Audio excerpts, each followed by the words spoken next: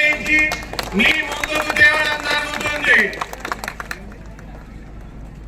నేను మీకు మీ మధ్యలోనే ఉండి మీతో మమేకమై నా చివరి రక్తపు బొట్టు వరకు సేవ చేస్తానని ప్రమాణం చేస్తున్నాను.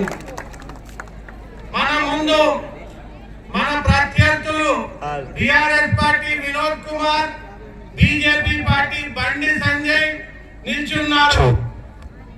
వినోద్ కుమార్ అనే ఆయన టిఆర్ఎస్ పార్టీ నుంచి ఉన్న బీఆర్ఎస్ పార్టీని బీఆర్ఎస్ హటావ్ తెలంగాణకు బచావ్ అనే నినాదం ఎత్తుకొని మీరు పొందబెట్టిన తరీఖా ఏదైతున్నదో ప్రజలందరూ ఈ రోజు ఆనందాలతో ఉన్నారు. కాంగ్రెస్ ప్రభుత్వం రావడంతో మహిళలకు ఫ్రీ బస్ దొరకడంతో 200 యూనిట్ల కరెంటు మాఫీ కావడంతో ఆరోగ్యశ్రీ 10 లక్షలు పెరగడంతో మరియు గ్యాస్ సిలిండర్ 500 రూపాయలకు దొరకడంతో ఈ ఘనకార్యం చేసిన ఓటర్లందరినీ నేను అభినందిస్తున్నాను. ఈసారి బీజేపీ హటావ్ దేశ్ కు బచావ్ అనే నినాదం ఎత్తుకోండి. బీజేపీ మనందరి కడుపులు కొట్టి ఈ రోజు నిత్యావసర సరుకులు ఆకాశాన్ని అంటేటట్టు చేసిన బీజేపీ, పెట్రోల్ ₹4 చేసిన ఘనత బీజేపీదే, డీజిల్ రూపాయి చేసిన ఘనత బీజేపీదే. కాంగ్రెస్ ప్రభుత్వం ఉన్నప్పుడు 65 రూపాయలున్న డీజిల్ పెట్రోల్ ఈ రోజు ₹4. ఈ రోజు మళ్ళీ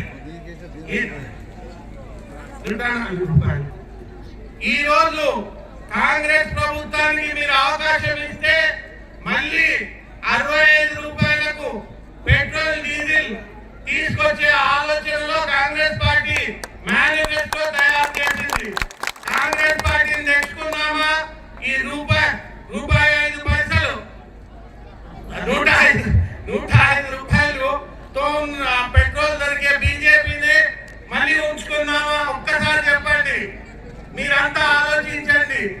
నిత్యావసర సరుకులు, గ్యాస్ సిలిండర్, కిరోసిన్ ఇవన్నీ ఆకాశానికి అంటినాయి.